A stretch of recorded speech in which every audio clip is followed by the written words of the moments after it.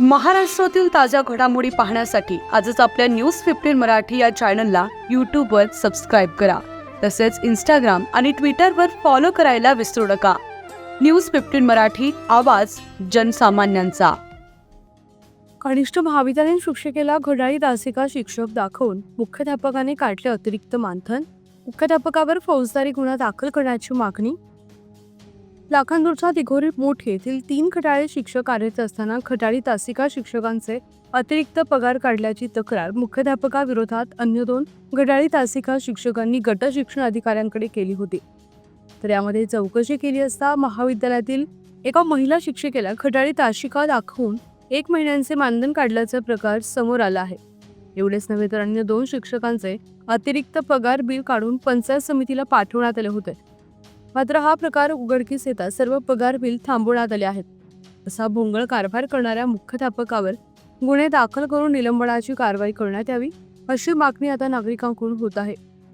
यासह शिक्षण विभागाच्या कारवाईला दिरंगाई होत असल्यानं मुख्याध्यापकाला वाचवण्याचा प्रयत्न तर केला जात नाही ना, असा सवाल देखील नागरिकांनी उपस्थित केला आहे. न्यूज 15 मराठीसाठी साहिल रामटेके, लाखांदूर, भंडारा. परिचय.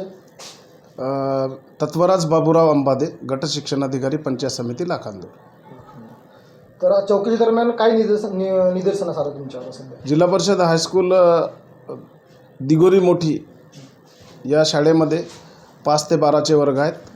5 ते 10चे अनुदानित आहेत आणि 11वी 12वी कला हे विनाअनुदानित तत्वावर आहे. 11वी 12वी विज्ञान हे स्वयंअर्थसहाय्यित तत्वावर सुरू आहे. स्वयंअर्थसहाय्यित तत्वावर काम करणाऱ्या एका शिक्षिकेचं माहे ऑक्टोंबर 2024चं मानधन 4000 काही समथिंग रुपये ते नजरचुकीने काढण्यात आले, असे मुख्याध्यापकाचं म्हणणं आहे. मी सुनील खंडे, मुख्याध्यापक कार्यकारी शाळेमध्ये जिल्हा परिषद हायस्कूल दिघोरी मोठी इथं. नियमानुसारच शाळेचे 5 शिक्षकांचे पगार आपण काढले होते सप्टेंबरपर्यंत. फक्त चुकीनं ऑक्टोबर महिन्याचे एका शिक्षिकेचे पगार हे माध्यमिक लेवलवरून काढण्यात आलं होतं आणि ते त्यांच्या मुख्याध्यापकाच्या शाळेचे बँक अकाउंटवर ते जमा करण्यात आलेले आहे.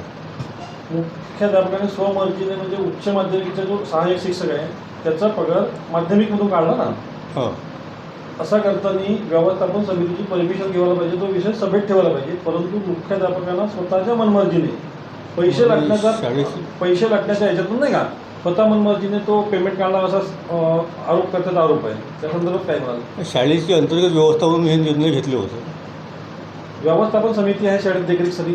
हां, त्याची निवड जेव्हा केली होती तेव्हा समितीचा ठराव घेतलेला आहे, परंतु पेमेंट काढण्याचा ठराव तो घेतलेला नव्हता. म्हणजे मुख्याध्यापक ह्यानंतर तुम्ही स्वमर्जीने तो ह्या केला, स्थानिक लेवलवर केला मी. याबाबत व्यवस्थापन समितीला काही माहीत नाही.